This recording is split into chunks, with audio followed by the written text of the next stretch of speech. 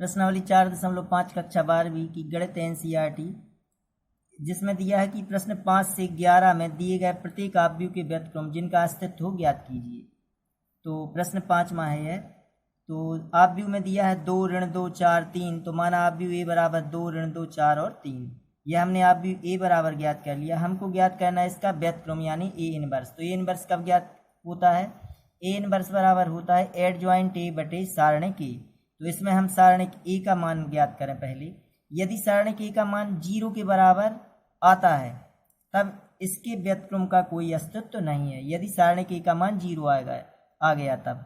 यदि सारणिक ए का मान 0 नहीं आएगा तब इसके व्युत्क्रम का अस्तित्व है, और इसके बाद हम ए इनवर्स की गणना करेंगे। तो यहाँ हम ज्ञात करें पहले सारणिक ए। तो सारणिक ए बराबर, यह सारणिक में 2 ऋण के 2 4 और 3, यहाँ इसका मान निकाल दें तो 2 3 6, बीच में ऋण और यहाँ भी ऋण तो धन, 4 दूनी 8, तो कितने आ गए यहाँ 14।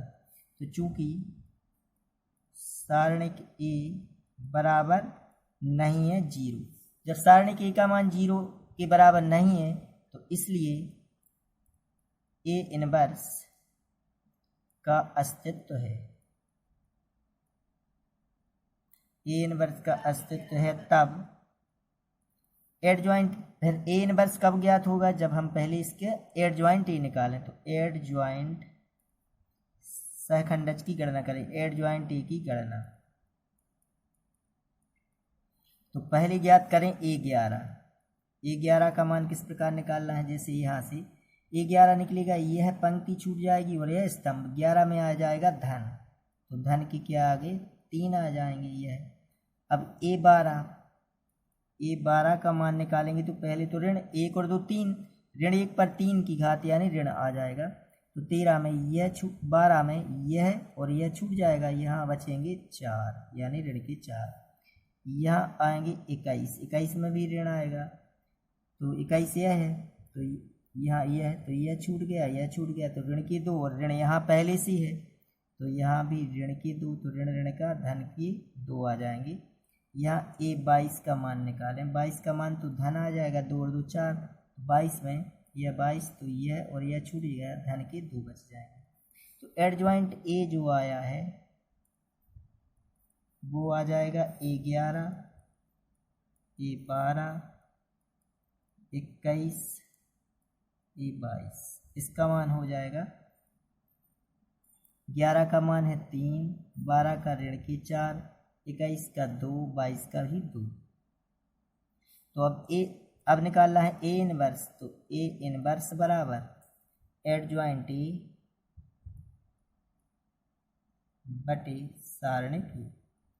तो सारणिक ए का मान कितना आया था यहाँ 14, सारणिक ए का मान आया है 14 यह, तो यह आ जाएगा बटे में, तो 1/14 इस प्रकार लिखनी है, 1/14।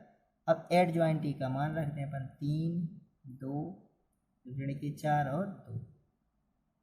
पूरी संख्या इससे कट रही तो इसका गुणा भी कर सकते हैं, वरना ए इनवर्स यहाँ ज्ञात हो गया, यह इसका आंसर हो जाएगा। इसी प्रकार प्रश्न क्रमांक 6वां है कि इसे आप भी ए बराबर दर्शा लेंगे। जिस प्रकार 5वां किया है उसी प्रकार यह 6वां भी आप लोग कर सकते हैं इस क्वेश्चन को।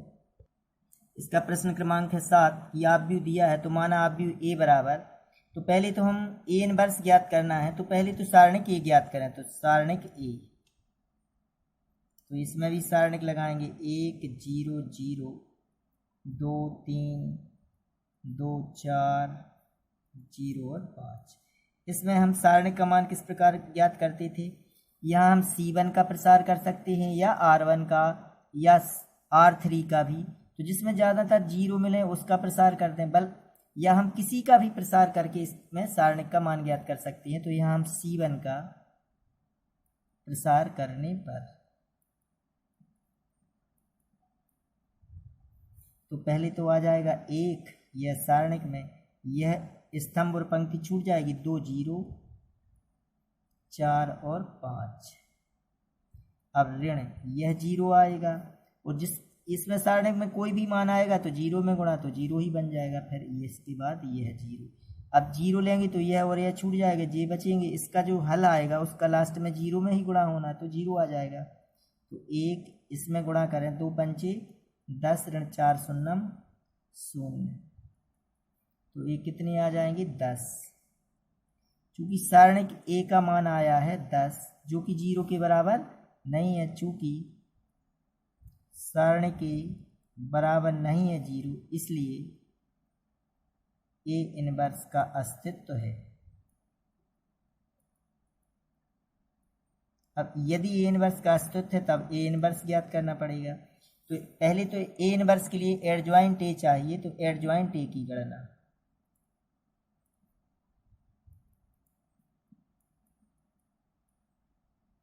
यह किस प्रकार करनी है एडजॉइंट ए की गणना की? ए 11 में आ जाएगा क्या, यहाँ धन, यह सारणिक।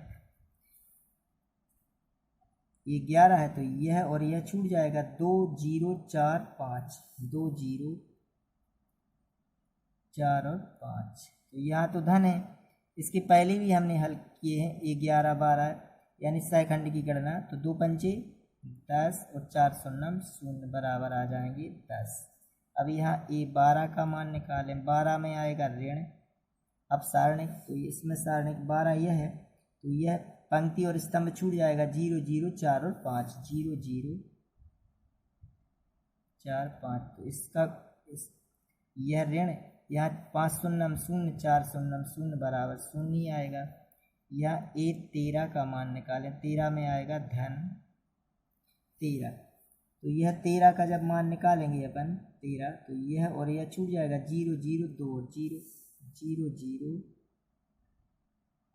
2 0, इसे यह 0, यहाँ ऋण का 0 बराबर 0 ही आएगा।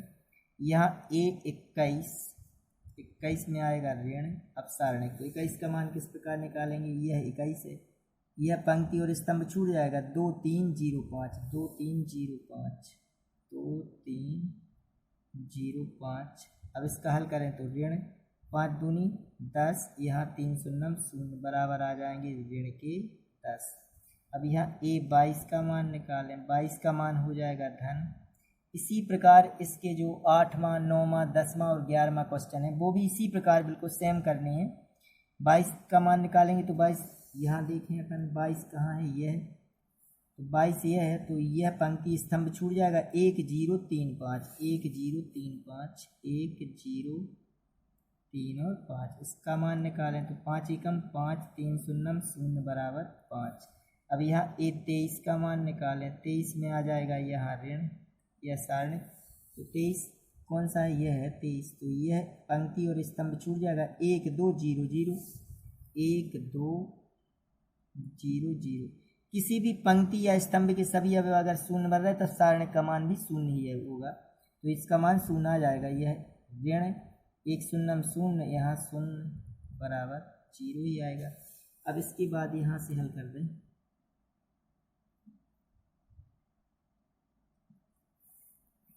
अब निकालें अपन ए 31 का मान, ए 31 बराबर 31 में यह पंक्ति और स्तंभ छूट जाएगा, 2 2, 31 में आएगा धन, तो 2 2 3 4, 2 2 3 4, इसे हल करें तो 2 चौके 8, ऋण 3 दूनी 6 बराबर धन की 2।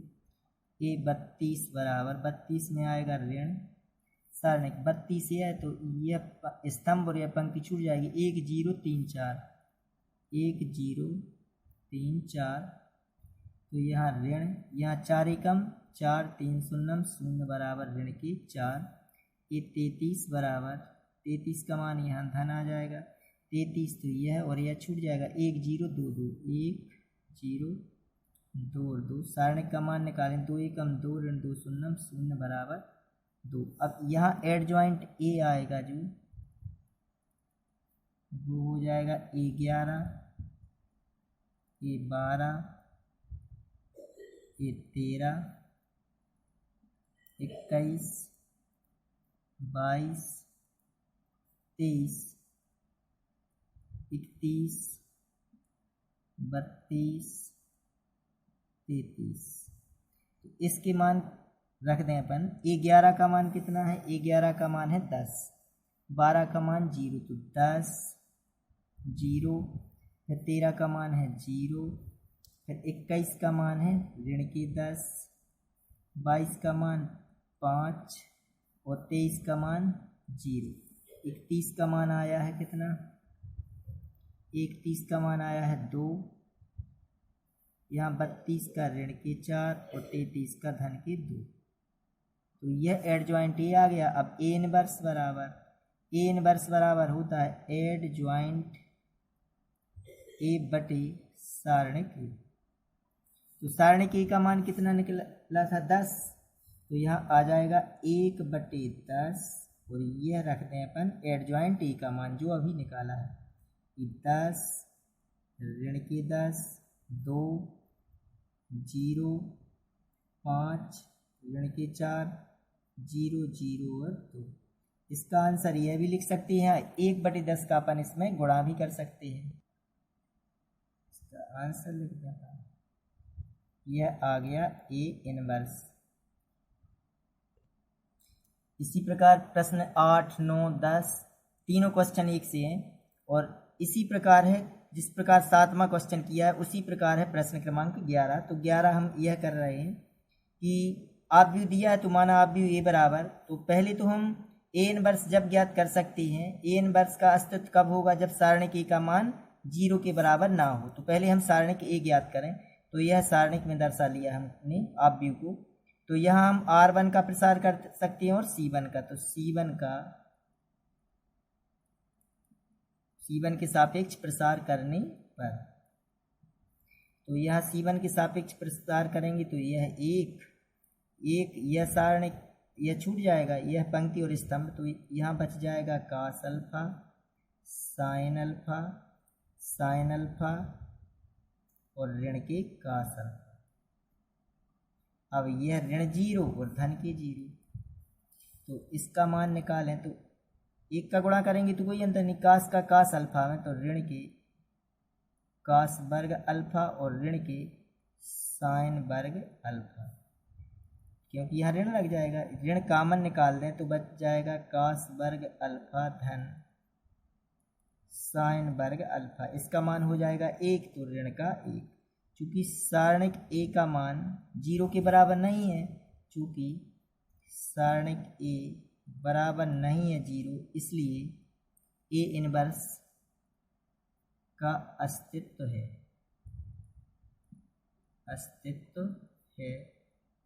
तब एडजॉइंट ए की गणना करें अपन। एडजॉइंट ए की गणना,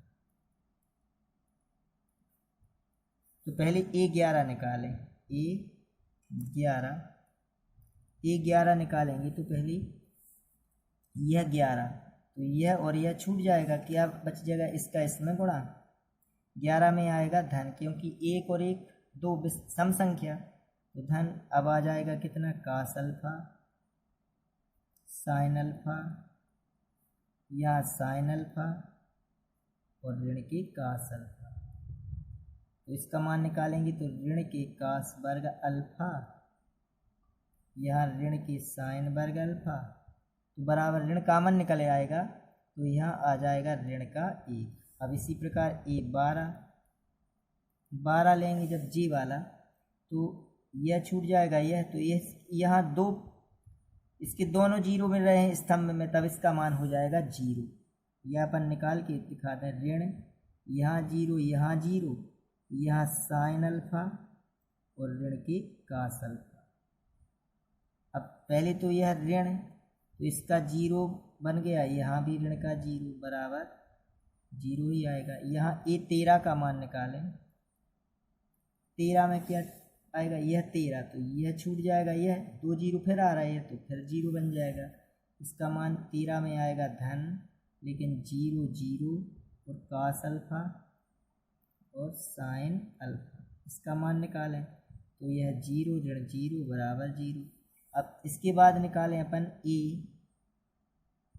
A21 में ऋण आएगा, 21 में कौन से मान बचेंगे? यह 21 है, तो यह पंक्ति और स्तंभ छूट जाएगा। 0 0 साइन ऋण कास अल्फा, 0 0 साइन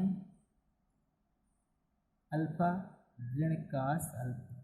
इसे हल करें तो यह तो ऋण लगाएं अपन, इसका इसमें तो जीरो, इसका इसमें तो जीरो बराबर जीरो। अब ये 22 का मान निकालें, 22 में धन आएगा, 22 में क्या आ जाएगा, 22 कहाँ पर है यह, तो यह और यह छूट जाएगा, एक यह और यह छूट जाएगा, एक जीरो और जीरो ऋण कास अल्फा, एक जीरो और जीरो ऋण कास अल्फा। इसका मान निकालें तो यहाँ तो धन है, तो यहाँ आ जाएगा ऋण का कास अल्फा ऋण जीरो बराबर ऋण के कास अल्फा ही आएगा। यहाँ ए